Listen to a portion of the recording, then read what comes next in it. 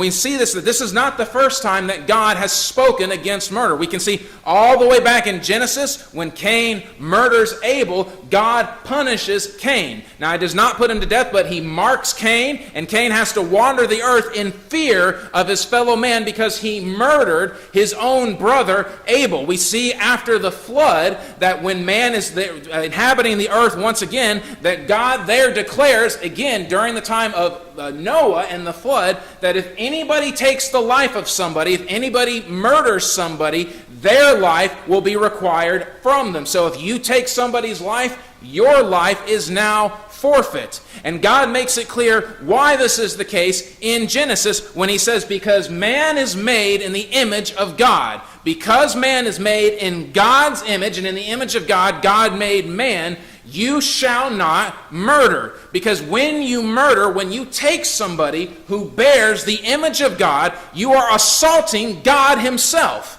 You are assaulting an image bearer. This is why, by the way, David in Psalm 51 says, against you and you alone have I sinned. David referring to what? To his murder of the man Uriah the Hittite. And so, as David murdered Uriah, and again, he used the army in order to murder Uriah. The army is the one that actually killed him, but David orchestrated the situation in which Uriah died. David recognized that Uriah was an image bearer. And so when David murdered Uriah, he was assaulting God himself. And so David proclaims this in the song, against you, Lord, against you have I ultimately sinned, because I killed one who bore your image.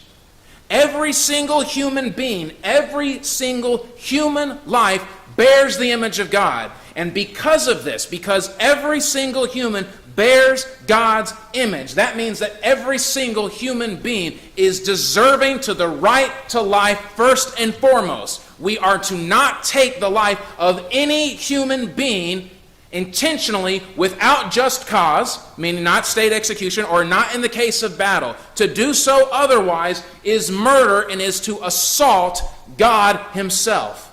So we cannot murder. Now that should seem pretty obvious to us. Well, duh.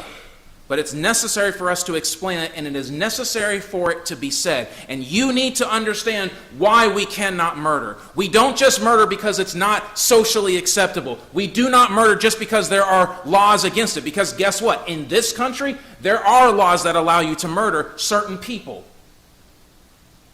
We can murder people in this country. They just have to be in a certain location, the mother's womb. That's where we can murder them.